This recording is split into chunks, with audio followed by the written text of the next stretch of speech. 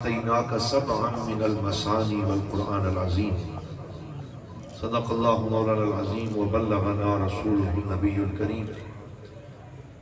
تمام احباب محبت سے درود پاک پڑھیے۔ الصلاة والسلام علیکہ یا سیدی یا رسول اللہ وعلا آلک واصحابک یا سیدی یا شفیع المذنبین و یا جد الحسن والحسین۔ بعد از حمد و صلاة لائق کے صد عزت و تکریم، زینت مسند صدارت، عکس جمال کرم، جگر گوشہ حضور ضیاء الامت حضرت قبلہ ڈاکٹر پیر ابو الحسن محمد شاہ صاحب الازہری زیدہ مجدہ، وائس پرنسپل مرکزی دارالعلوم محمدیہ غوثیہ بیرہ شریف، خطیب اہل سنت، پیر طریقت، رہبر شریعت،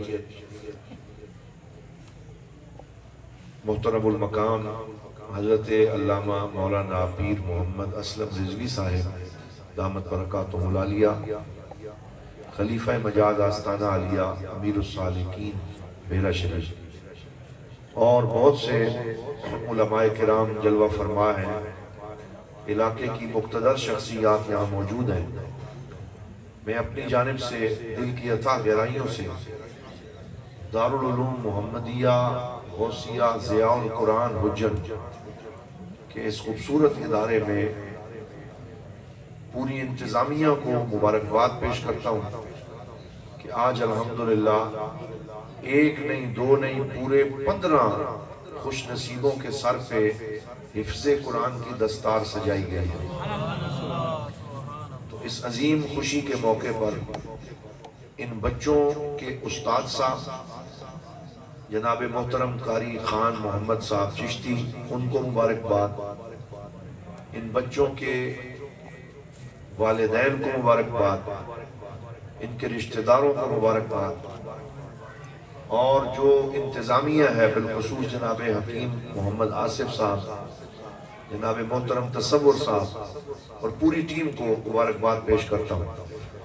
مجھ سے پہلے بہت جامع اور خوبصورت خطاب قبلہ رضوی صاحب نے فرما دیا ہے، اس لیے میں اب کوشش کروں گا کہ کوئی طوالت کی طرف ہم نہ جائیں، انتہائی اختصار کے ساتھ چند باتیں میں عرض کروں گا، اس دعا کے ساتھ کہ اللہ تعالی ہمیں سن کے ان پہ عمل کرنے کی توفیق عطا فرمائے، اور اللہ تعالی ہمارے سینوں کو نور قرآن سے منور فرمائے، اور جیسے آج ہم نے ان بچوں کے سروں پہ دستار سجتی ہوئی دیکھی ہے، ہمارے اندر یہ شوق پیدا ہو کہ ہم بھی اپنے بچوں کو قرآن کا حافظ بنائیں، خود بھی قرآن پڑھیں، اور اللہ تعالی ہمیں قرآن والوں کے ساتھ زندہ رکھے، قرآن والوں کے ساتھ ہی حشر میں بھی سایہ عطا فرمائے۔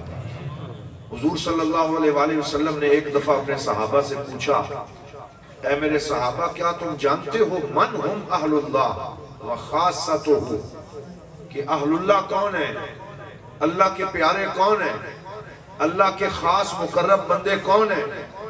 آج ہم یہ سمجھتے ہیں کہ اللہ تعالیٰ کا مقرب اور ولی اور بزرگ ہونے کے لیے جبہ و دستار کی شرط ہے، یا لمبی تسبیح کی شرط ہے، یا لمبے جبے کی شرط ہے۔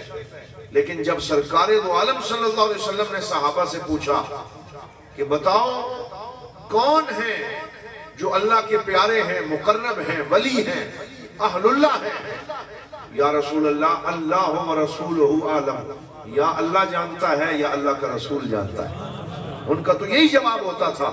تو سرکار دو عالم صلی اللہ علیہ وسلم نے فرمایا اہل القرآن ہم اہل اللہ و خاصتہ، فرمایا کہ اللہ کے پیارے اور مقرب وہ ہیں جن کے سینے میں اللہ نے قرآن کی نعمت عطا فرمائی۔ یہ بہت بڑی دولت ہے قرآن، یہ کوئی عام شے نہیں ہے۔ جس کے سینے میں قرآن سما جاتا ہے اللہ تعالیٰ اسے بہت سی عظمتیں عطا فرماتا ہے، اس کا حافظہ تیز ہو جاتا ہے، یاد کرنے کی استعداد بڑھ جاتی ہے، اس کو عزت نصیب ہوتی ہے، اسے دونوں جہانوں کی سرفرازیاں ملتی ہیں۔ تو یہ قرآن حکیم کی خاص بات ہے۔ جب میرے پاک نبی صلی اللہ علیہ وسلم پہ یہ قرآن نازل ہوتا تو قرآن پاک کے اندر یہ آیت موجود ہے کہ وحی کا حضور کی ذات کے اوپر ایک بڑا بوجھ محسوس ہوتا تھا، اور آپ کے ماتھے پہ پسینے کے مبارک قطرے چمکنے لگتے، اور آپ کی طبیعت کے اوپر ایک جلال طاری ہو جاتا، اور صحابہ کو پتہ چل جاتا کہ اب حضور پہ قرآن نازل ہو رہا۔ یہ تو حضور کی رحمت ہے کہ سرکار کی امت کے ان بچوں کے لیے اللہ نے قرآن کو محفوظ کرنا آسان بنا دیا، ورنہ ہمارے نبی نے اس قرآن کو جب وصول کیا ہے اپنے رب سے تو یہ ایک بہت بڑا وزن تھا، ایک بہت بڑا اللہ تعالیٰ کی طرف سے انعام تھا، لیکن اسے لینا اور سنبھالنا کوئی آسان نہ تھا۔ اسی وجہ سے میرے پاک نبی پہ یہ کیفیت طاری ہوتی۔ صحیح بخاری شریف میں ہے، مثل سلسلۃ الجرس، ایسے لگتا جیسے کانوں میں گھنٹیاں بج رہی ہیں، اور اس طریقے سے ایک خاص کیفیت میں میرے پاک نبی چلے جاتے، اور حضور ساتھ تیزی سے پڑھنے کی کوشش کرتے، کوئی لفظ نہ رہ نہ جائے، کوئی زیر زبر آگے پیچھے نہ ہو جائے، یہ امانت میرے سینے میں صحیح محفوظ ہو جائے۔ تو اللہ تعالیٰ نے یہ آیت نازل فرمائی، لا تحرک بہ لسانک لتعجل بہ، اے میرے حبیب ہم آپ کا مشقت میں پڑھنا دیکھتے ہیں اور آپ کی مشقت ہمیں گوارا نہیں ہے، اس لیے آپ اپنی زبان کو جلدی سے حرکت نہ دیا کریں، پریشان نہ ہوا کریں کہ کوئی زیر زبر رہ نہ جائے۔ ان علینا جمعہ وقرآنا، اس قرآن کو نازل کرنا بھی ہمارا کام ہے، اور اسے آپ کے سینے میں محفوظ کرنا بھی خدا کا کام ہے۔ ان علینا جمعہ وقرآنا فَإِذَا قَرَأْنَاهُ فَاتَّبِعْ قُرْآنَا، جب ہم آپ کو پڑھائیں بس آپ ایک دفعہ پڑھ لیا کریں، ہم آپ کے سینے میں قرآن حکیم کو محفوظ کریں گے۔ ثُمَّ إِنَّ عَلَيْنَا بَيَانَا، پھر اس قرآن کا بیان عطا کرنا بھی اللہ نے فرمایا یہ ہماری ذمہ داری ہے۔ اور میرے حضور ضیاء الامت حضرت پیر محمد کرم شاہ صاحب الازہری رحمت اللہ علیہ نے سنت خیر الانام میں اس آیت کی تفسیر میں لکھا کہ قرآن وہ ہے جو بین الدفتین ہم پڑھتے ہیں، جس کے حافظ یہ بچے بنے ہیں، لیکن صرف قرآن کافی نہیں ہے بلکہ قرآن کے ساتھ بیان قرآن کی بھی ضرورت ہے۔ تو قرآن وہ ہے جو انہوں نے یاد کیا ہے، اور قرآن کو سمجھنے کے لیے مصطفیٰ کے فرمان کی بھی ضرورت ہے، حدیث کی بھی ضرورت ہے، سنت کی بھی ضرورت ہے۔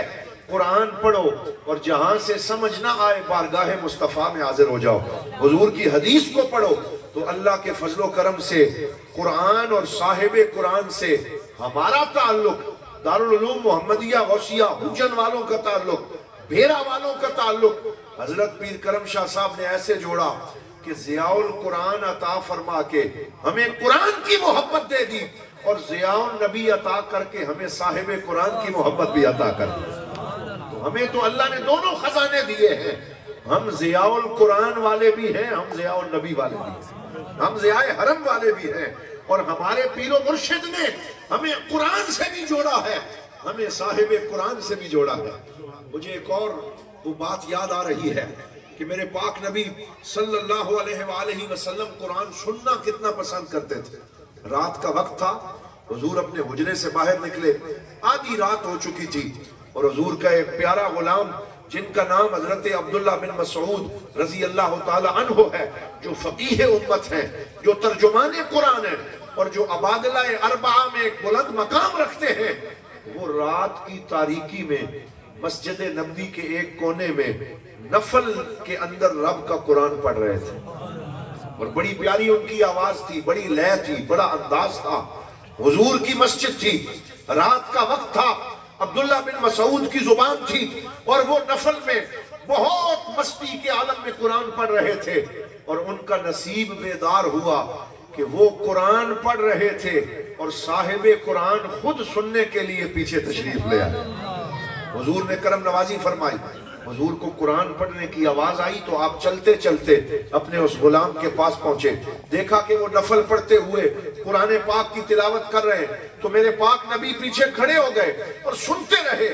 کہتے ہیں انہوں نے پہلے پارے سے شروع کیا ہوا تھا، 5ویں سے پارے تک پہنچ گئے، اور میرے پاک نبی پیچھے کھڑے ہو کے سنتے رہے، اور جب اس آیت پہ پہنچے فَكَيْفَ إِذَا جِئْنَا مِن كُلِّ أُمَّةٍ بِشَهِيدٍ وَجِئْنَا بِكَ عَلَى هَؤُلَاءِ شَهِيدًا، کہ اے میرے پاک نبی وہ کیسا منظر ہوگا جب ہم ہر امت سے ایک ایک گواہ لائیں گے کہ ان امتوں نے کیسے عمل کیے، وَجِئْنَا بِكَ عَلَىٰ هَٰؤُلَاءِ شَهِيدًا، اور قیامت کی پورا وہ منظر سجا ہوگا، ساری مخلوق حاضر ہوگی، اور اے میرے پاک نبی ہم بڑی شان کے ساتھ ساری امتوں پہ گواہ بنا کے آپ کو لائیں گے اور آپ پوری انسانیت پہ گواہی پیش کریں گے۔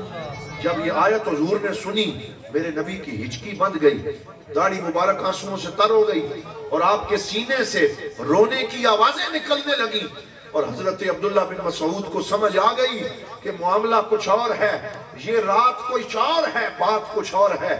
انہوں نے نماز کو مختصر کیا، سلام پھیرا، اپنے نبی کی خوشبو کو محسوس کیا، قدموں میں گر گئے، یا رسول اللہ آپ مجھے اگر پہلے پتا ہوتا کہ آپ تشریف لائیں، میں نماز مختصر کرتا تاکہ آپ کو اتنی دیر کھڑا نہ ہونے پڑتا۔ تو حضور نے کیا فرمایا؟ فرمایا اے عبداللہ بن مسعود میں یہ پسند کرتا ہوں، اگرچہ یہ قرآن میرے سینے پہ نازل ہوا ہے، میں یہ پسند کرتا ہوں کوئی قرآن پڑھتا رہے، میں محمد کھڑے ہو کے سنتا رہا۔ تو قرآن پڑھنا بھی مصطفیٰ کی سنت ہے، بولو قرآن سننا بھی مصطفیٰ کی سنت ہے۔ اور قرآن کا یہ اعجاز ہے، قرآن رحمت ہے، قرآن شفا ہے، قرآن بیان ہے، قرآن برہان ہے، قرآن فرقان ہے، اور قرآن کو اللہ نے یہ شان عطا فرمائی ہے کہ اس سے فیض لینے کے لیے پی ایچ ڈی ہونا ضروری نہیں، اس سے فیض لینے کے لیے کالج اور یونیورسٹی میں جانا ضروری نہیں، اس سے فیض لینے کے لیے لمبی چوڑی پڑھائی ضروری نہیں، بلکہ جو محبت کے ساتھ رب کے قرآن سے تعلق جوڑتا ہے وہ ان پڑھ بھی ہو، اگر وہ قرآن پڑھتا رہے تو قرآن اس بندے کے سینے کو بھی منور فرما دیتا ہے، اس کا سینہ چمک اٹھتا ہے، اس کے چہرے پہ روشنی آ جاتی ہے۔ میں نے ایک دفعہ وہ بات سنی کہ گوجرانوالا کا رہنے والا ایک شخص تھا جو اینٹیں بنانے والے بھٹے پہ کام کرتا تھا، اس میں کوئی خاص وہ پڑھا لکھا نہیں تھا، لیکن جب اس دنیا سے چلا گیا، اسے دفن کیا گیا تو پورے قبرستان میں اس کی قبر سے خوشبو کے حلے آنے لگے، قبرستان معطر ہو گیا، علاقہ پورا معطر ہو گیا۔ تو ایک بندہ کھوج میں لگ گیا، بیٹا بیٹھ جائے، ایک بندہ کھوج میں لگ گیا کہ یہ دیکھوں تو صحیح کہ یہ بندہ کرتا کیا تھا، اس کا عمل کیسا تھا۔ تو وہ پوچھتے پوچھتے اس کے گھر تک پہنچا، جب اس کے گھر میں داخل ہوا تو اس کی زوجہ پردے میں اس کو بلایا، اس سے ملاقات کی، میں صرف یہ پوچھنے آیا ہوں کہ تیرا یہ خامد کرتا کیا تھا، اس کا عمل کیا تھا کہ آج پورا علاقہ اس کی قبر سے اٹھنے والی خوشبو سے معطر ہے۔ تو وہ رو کے کہنے لگی یہ پڑھا ہوا نہیں تھا، اس کے پاس کوئی ڈگری نہیں تھی، یہ ایک کام کرتا تھا کہ صبح بھٹے سے پہ جانے سے پہلے قرآن کھول لیتا، سامنے کھول کے بیٹھ جاتا، پھر گڑ گڑا کے روتا اور کہتا یا اللہ یہ تیرا سچ پیغام ہے، میں اسے پڑھ نہیں سکتا، مجھے پڑھنا نہیں آتا۔ پھر ایک ایک سطر پہ ہاتھ رکھتا اور ہر لفظ پہ ہاتھ رکھ کے کہتا میرے مولا میں پڑھ نہیں سکتا، لیکن جو لکھا ہوا ہے یہ حق ہے، یہ سچ ہے، یہ حق ہے، یہ سچ ہے، اور ہر لفظ پہ ہاتھ رکھ کے قرآن کی صداقت کی گواہی دیتا۔ جب وہ اس دنیا سے گیا تو قرآن کی محبت کی وجہ سے اللہ نے اسے یہ شان عطا فرمائی کہ اس کی قبر کی مٹی سے بھی قرآن کی محبت کی خوشبو آ رہی ہے۔ تو یہ قرآن کسی کو خالی نہیں چھوڑتا، موتی عطا کرتا ہے، خوشبو عطا کرتا ہے۔ میں نے کل جمعے پہ ایک واقعہ حضور غریب نواز کی موجودگی میں بیان کیا، گزشتہ روز جو جمعہ تھا، تو اس میں آپ دیکھیں کہ حضرت متولی شعراوی رحمت اللہ علیہ جن کا تعلق مصر سے ہے، وہ مصر کے مشہور مفسر قرآن تھے، اور حضور قبلہ ڈاکٹر صاحب جب مصر میں تشریف لے گئے پڑھنے کے لیے تو انہوں نے امید ہے کہ حضرت متولی شعراوی کی زیارت شاید کی ہوگی، تو وہ حضرت متولی شعراوی رحمت اللہ علیہ ہیں جنہوں نے 20 جلدوں میں قرآن کی تفسیر لکھی اور عربی زبان میں، اور ہر مصر کے گھر میں، ہر عرب کے گھر میں امام متولی شعراوی کا فوٹو لگا ہوتا ہے، کہیں ان کی کیسٹ چل رہی ہوتی، لوگ ان سے محبت کرتے ہیں کیونکہ انہوں نے قرآن کو آسان بنا کے لوگوں کو سمجھایا، عام زبان میں قرآن کی تشریح بیان کی، مشکل نہیں کیا، آسان کر کے قرآن سمجھایا۔ حضرت متولی شعراوی نے خود یہ واقعہ لکھا کہ ہمیں اپنے علم پہ بڑا مان تھا، लेकिन कुरान की एक आयत पे मैं फंस गया और मुझे उसका माना समझ नहीं आ रहा था। और वो एक ग्रामर की लंबी बात है, मैं उसकी तफसील में नहीं जाता, कि वह हुवल्लज़ी फिस समाए इलाहुन व फिल अर्द इलाह, कि हमारा कायदा ये है कि नकरा अगर तकरार के साथ आए तो उससे एक अलग चीज मुराद होती है, और मारफा अगर तकरार के साथ आए तो उससे एक ही शय मुराद होती है। मसलन मेरे पाक नबी सल्लल्लाहु अलैहि वसल्लम ने फरमाया इन्ना मअल उसरे युसरन, इन्ना मअल उसरे युसरा। यहाँ उसर पे अलिफ लाम है, ये मारफा है, और युसर पे अलिफ लाम नहीं, ये नकरा है। ये उलमा के समझने की बात है। तो हुजूर ने फरमाया तंगी एक है, आसानियां दो है। तंगी एक है, आसानियां दो है। कभी भी तंगी आसानियों पे गालिब नहीं आ सकती। अल्लाह ताला मुश्किल में बंदों को डालता है, लेकिन जल्द ही मुश्किल दूर हो जाती है और अल्लाह ताला आसानियां अता फरमा देता है। इसलिए मुश्किल के घबराना नहीं चाहिए। तो कायदा तो ये है कि नकरा अगर तकरार के साथ आए तो उससे अलग अलग चीजें मुराद होती। तो इमाम मुतवल्ली शरावी फरमाते हैं कि मैं इस बात पे अटक गया कि वह हुवल्लज़ी फिस समाए इलाहुन व फिल अर्द इलाहुन। यहाँ इलाहुन नकरा आया है और एक ही आयत में 2 दफा आया है। तो ये कैसे हो सकता है कि हम इलाह से ताद्दुद मुराद लें और हम कहें जमीन पे नऊज़ु बिल्लाह इलाह और है और आसमान पे और है। मैं अटक गया, फंस गया। मुझे इस कायदे से बाहर निकलने के लिए कोई राह सुझाई नहीं दे रही थी। तो मुझे याद आया, मैंने कहा कि कुरान पढ़ने का अदब यह है कि ग्रामर के ऊपर कुरान को ना परखा जाए, कुरान के ऊपर ग्रामर को परखा जाए। क्योंकि हमने ग्रामर कुरान से लेनी है, कुरान ग्रामर से नहीं लेना। क्योंकि ग्रामर कुरान की मोहताज है। बोलो, कुरान ग्रामर का मोहताज नहीं है, बल्कि कुरान ग्रामर के उसूल अता करने वाला है। लिहाजा कभी इस पे कोई आदमी शक में ना पड़े। तो ये बात जब मुतवल्ली शरावी फरमाते हैं मेरे ज़हन में अटकी, तो मैं एक अल्लाह के वली के मज़ार पे हाजिरी देने चला गया। ये उन उलमा का तरीका है कि वो औलिया के मज़ारात पे हाजिरी देते हैं, अल्लाह से मांगते हैं, लेकिन उन बुजुर्गों की बरकत से उक़दे हल होते हैं। तो कहते हैं मैं तंता गया, सैयदी अहमद अल बदवी रहमतुल्लाह अलैह के मज़ार पे हाजिर हुआ। वहां 2 बड़े उलमा मुझे मिले। एक का नाम इमाम शलतूत था जो शेखुल अज़हर थे, दूसरे इमाम अबुल ऐनैन थे। हम 3 मिस्र के बड़े उलमा सर जोड़ के बैठ गए कि इस आयत का कायदे की रोशनी में माना कैसे करें। 1 घंटा बैठे रहे, लेकिन अल्लाह हमें कुछ सबक देना चाहता था। हम पढ़े लिखे फंस गए और हमें वो बात पूरा घंटा समझ में ना आई। फिर असर की नमाज के लिए उठे, फिर आके वापस सर जोड़ के बैठ गए कि इसका क्या माना करें। कहते हैं इतने में लाठी टेकता हुआ एक बाबा कमरे में दाखिल हुआ, जिसे हमने आज तक न पहले देखा था न बाद में देखा था। कोई मजलूम था, कोई अल्लाह वाला था। उसने हमारी तरफ देखा और मिस्र की आमिया जुबान में हमें कहने लगा, या उलमे, या उलमे। अपने आप को बड़े अल्लामे फहामे समझने वालों, अपने आप को इल्म का बड़ा सतून समझने वालों, उन्जुरू इला इस्मिल मौसूल अल्लज़ी। कहने लगा, इलाहुन को देख रहे हो, पीछे इसमें मौसूल अल्लाज़ी को क्यों नहीं देखते? अगर तुम अल्लाज़ी को देखोगे तो तुम्हें पता चलेगा कि अल्लाज़ी इसमें मौसूल है, ये दोनों नकरा उसका सिला है। तो यहाँ तो नकरा का तकरार है ही नहीं, माना ये बनता है वह हुवल्लज़ी फिस समाए इलाहुन व फिल अर्द इलाह। अल्लाह वो है, जमीन पे भी उसकी खुदाई है, आसमान पे भी उसकी खुदाई है। कहते हैं जब ये बात उसने की तो बाबा तो निकल गया, लेकिन हम समझ गए कि इल्मो बस करियो यार, सानू हिक्को अलफ दरकार। हम समझ गए कि कुरान पढ़े लिखे की बात नहीं है, बल्कि ये उम्मी नबी पे नाजिल हुआ है और ये अल्लाह ताला खुद ये इल्म अता फरमाता है। और इल्म का ये चश्मा बारगाहे खुदा से जारी होता है और बारगाहे मुस्तफा से जारी होता है। हज़रात मोहतरम, एक और बात मैं यहाँ आज अर्ज करना चाहता हूँ, ये मेरी आखिरी इस गुफ्तगू की बात है। मैंने एक दफा तबकातुल कुर्रा में पढ़ा। ये तबकातुल कुर्रा एक किताब है जो 10 जिल्दों में है, जिसमें हुजूर के जमाने से लेके आज तक जितने बड़े बड़े कारी गुजरे हैं अरब में, उनका तज़किरा है। और इसका नाम है तबकातुल कुर्रा। कारियों के तबकात कौन कौन से हैं?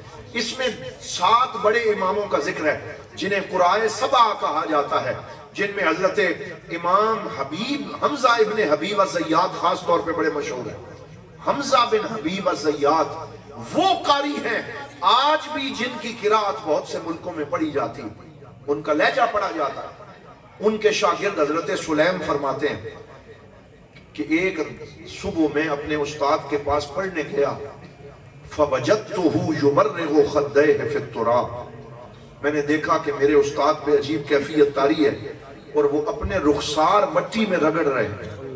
بھائی کوئی اپنے رخسار مٹی میں رگڑتا ہے؟ یہ بڑا مشکل کام ہے، اور یہ تو جس پہ دیوانگی طاری ہو جائے وہ کرتا ہے۔ تو میں نے اپنے استاد کو دیکھا کہ وہ اپنے رخسار مٹی میں رگڑ رہا ہے، ان پہ عجیب ایک کیفیت طاری ہے۔ تھوڑی دیر میں دیکھتا رہا، فلما افاقا، جب ان کو اس سے افاقہ ہوا، اس مدہوشی سے واپس آئے، تو میں نے کہا ما بکا، اے ہمارے استاد آپ کو کیا ہوا، آپ یہ اس حالت اور کیفیت میں کیوں ہیں؟ تو کافی دیر تو وہ روتے رہے۔ پھر انہوں نے کہا رأیت البارحۃ کأن القیامت قد قامت، میں نے رات خواب میں دیکھا کہ قیامت قائم ہو گئی، حشر کی صفیں لگ گئی، ساری انسانیت حشر کے میدان میں حاضر ہے، میں بھی سر جھکا کے ایک صف میں کھڑا ہوں، یہ خواب دیکھا۔ اور پھر اتنے میں ندا آئی این قراء المصاحف، کہ قرآن کے قاری کدھر ہیں، وہ نکل کے باہر آ جائیں، قرآن کے قاری سامنے آ جائیں۔ اور ساتھ ہی کہا گیا این الذین عملوا بالقرآن، وہ قاری باہر آئیں جنہوں نے قرآن پہ عمل کیا ہے۔ کہتے ہیں جب یہ بات میں نے سنی تو میرے اوپر کپ کپی طاری ہو گئی، فرجعت القہقری، میں نے آگے بڑھنے کے بجائے پیچھے مڑنا شروع کر دیا، میں قیامت کی صفوں میں چھپنے کی جگہ تلاش کرنے لگا۔ حضرت امام حمزہ جیسا قاری اپنے بارے میں یہ کہہ رہا ہے، جو اللہ کے ولی بھی تھے، قاری بھی تھے، امام بھی تھے، کہ میں نے قیامت کی صفوں میں پیچھے مڑنا شروع کر دیا۔ آج میری پیشی نہ ہو، لمن الملک اليوم للہ الواحد القہار، آج اللہ کی بادشاہی ہے اور آج وہی سب سے حساب لے رہا ہے۔ میں چھپنے لگا، اتنے میں آواز آئی این حمزہ بن حبیب الزیات، کہ سارے نظر آ رہے ہیں، وہ حمزہ کدھر ہے، وہ نہیں نظر آیا۔ تو میں نے کہا لبیک یا داعی اللہ لبیک، اے میرے رب کی طرف سے پکارنے والے میں حاضر ہوں۔ تو ایک فرشتے نے مجھے کہا آج یوں نہ کہو داعی اللہ، آج کہو لبیک اللہم لبیک، کہ آج تجھے کوئی اور نہیں بلا رہا، خود تیرا رب بلا رہا، آج اللہ تعالیٰ تمہیں بلا رہا ہے۔ تو کہتے ہیں میں باہر نکلا، اذن انا بالقاعۃ الکبیرہ، میں ایک بہت بڑے محل اور حال کے سامنے مجھے لایا گیا، تو مجھے کہا گیا اس میں داخل ہو جاؤ۔ جب میں اندر داخل ہوا، سمعت فیہ دجیج القراء، میں نے اس حال میں قاریوں کا شور سنا کہ وہ ہر جگہ پہ قاری قرآن پڑھ رہے تھے، اور میں ایک منبر کے پاس کھڑا تھا جو یاقوت اور مرجان کے موتیوں سے مرصع تھا، اور مجھے کہا گیا اقرا ورقا، اے حمزہ قرآن پڑھتا جا اور اس منبر کی سیڑھیوں پہ چڑھتا جا۔ تو میں نے قرآن پڑھنا شروع کیا، بلند ہوتا رہا، یہاں تک کہ میں قرآن پڑھتے اور بلند ہوتے ہوتے ہوتے 9ویں سپارے تک جا پہنچا، اور میں نے یہ خواب کو دیکھ رہے ہیں، میں نے یہ والی آیت جب پڑھی جس میں سجدہ آتا ہے، فَأَوْمَعْتُ لِلسُّجُودِ، میں نے جھکنے کا اور سجدہ کرنے کا ارادہ کیا، تو میرے کریم رب نے فرمایا کفاک یا حمزہ، اے حمزہ جو سجدے تو دنیا میں کر آیا وہ تیرے لیے کافی ہو گئے، یہ جزا کا وقت ہے، قرآن پڑھتا جا اور بلند ہوتا جا۔ کہتے ہیں میں پھر قرآن پڑھتا ہوا، جب اس آیت پہ پہنچا وَهُوَ الْقَاهِرُ فَوْقَ عِبَادِهِ، کہ اللہ فرماتا ہے کیا میں اپنے بندوں پہ غالب ہوں، قاہر ہوں، میری مرضی میرے بندوں پہ چلتی ہے، کوئی میری مرضی کے بغیر دم نہیں مار سکتا۔ تو مجھے کہا گیا الست القاہر فوق عبادی، اے حمزہ کیا میں اپنے بندوں پہ غالب نہیں ہوں؟ تو میں نے کہا بلا یا رب، کیوں نہیں یا رب، تو اپنے بندوں پہ غالب ہے، تو قہار ہے، تو جبار ہے، تو رؤوف ہے، تو رحیم ہے۔ تو میرے رب نے مجھے فرمایا من اقرأک یا حمزہ، اے حمزہ تجھے یہ قرآن کس نے پڑھایا؟ تو جب قرآن کی بات آتی ہے تو ساتھ استاد کی بات بھی آتی ہے۔ من اقرأک یا حمزہ، اے حمزہ تجھے کس نے پڑھایا؟ تو میں نے کہا اقرأنی یحییٰ، مجھے میرے استاد حضرت یحییٰ نے پڑھایا۔ تو کہا صدق یحییٰ، یحییٰ نے جو پڑھایا سچ پڑھایا۔ من اقرأ یحییٰ، انہیں کس نے پڑھایا؟ کہنے لگے اقرأہو ابو الاسود الدولی، انہیں حضرت ابو الاسود الدولی نے پڑھایا۔ صدق، انہوں نے اللہ نے فرمایا جو پڑھایا سچ پڑھایا۔ بتاؤ ابو الاسود کو کس نے پڑھایا؟ تو میں نے کہا اقرأہو ابن عم نبی کا علی ابن ابی طالب، کہ مجھے یحییٰ نے پڑھایا اور یحییٰ کو ابو الاسود نے پڑھایا اور ابو الاسود الدولی کو مولا علی شیر خدا نے پڑھایا۔ اللہ تعالیٰ نے فرمایا من اقرأ علی ابن ابی طالب، بتاؤ علی کو کس نے پڑھایا؟ تو میں نے کہا اقرأہو حبیبوں کا و نبیوں کا و رسولوں کا محمد صلی اللہ علیہ وسلم، اے میرے رب مجھے یحییٰ نے پڑھایا، یحییٰ کو ابو الاسود نے پڑھایا، ابو الاسود کو مولا علی نے پڑھایا اور مولا علی کو تیرے محبوب محمد مصطفیٰ نے پڑھایا۔ تو قرآن کی سند تو یہاں نہیں رکتی، فرمایا من اقرأ حبیبی محمد، بتاؤ میرے محبوب محمد کو کس نے پڑھایا؟ تو کہتے ہیں میں چپ کر گیا، چپ کر میرے علی اتجا نہیں بولن دی، میں چپ کر گیا۔ تو اللہ تعالیٰ نے فرمایا قل یا حمزہ انتا، اے حمزہ کہہ کہ اے میرے رب تو نے میرے پاک محمد کو پڑھایا۔ نعرہ تکبیر، نعرہ رسالت، نعرہ تحقیق، نعرہ حیدر۔ تو حضرات محترم یہ قرآن کی سند ہے جو حضور سے چلتی ہوئی اللہ رب العالمین تک پہنچتی۔ تو یہ پوری روایت موجود ہے، یہ ایک امام کی وہ کیفیت ہے جو قرآن کی خدمت میں انہیں نصیب ہوئی۔ کہتے ہیں پھر اللہ نے فرمایا ادنو یا حمزہ، اے حمزہ قریب آ، میں قریب ہوا، فضم یدہ فی الغالیہ، تو پھر اللہ تعالیٰ کی شان کے جیسے لائق ہے میں اسے سمجھ نہیں سکتا، اللہ نے اپنے دستے کرم کو جنت کی خوشبو جسے غالیہ کہتے ہیں اس میں لگایا اور پھر میرے چہرے پہ وہ خوشبو لگائی اور فرمایا جا کے قرآن کے قاریوں کو بتا دے جو قرآن پڑھے اور اس پہ عمل کر کے میری بارگاہ میں آئے، میں قرآن کے قاریوں سے یہ سلوک کیا کرتا ہوں، میں ان پہ یہ کرم نوازی کیا کرتا ہوں۔ تو حضرات محترم ہمارا یہ حق بنتا ہے ہم قرآن سے محبت کریں، قرآن کی تلاوت کریں، قرآن پاک کی صبح و شام تلاوت کی کوشش کریں۔ آج قرآن ہم سے شکایت کرتا ہے وَقَالَ الرَّسُولُ يَا رَبِّ إِنَّ قَوْمِ اتَّخَذُوا هَذَا الْقُرْآنَ مَهْجُورًا، قرآن اللہ کی بارگاہ میں کہے گا اے میرے رب اس قوم نے مجھے چھوڑ دیا تھا، یہ مجھے پڑھتے نہیں تھے، ہمیں یہ چاہیے کہ ہم کہیں اس شکایت کے زمرے میں نہ آ جائیں، آئیں آج یہ تہیہ کر کے جائیں۔ رمضان کی پھر آمد ہے، چند مہینوں بعد پھر رمضان ذو فکر ہونے والا ہے۔ اللہ تعالی ہم سب کو قرآن پڑھنے کی توفیق عطا فرمائے، ان مدارس کو مضبوط کریں، اپنے بچوں کو ان مدارس میں داخل کروائیں۔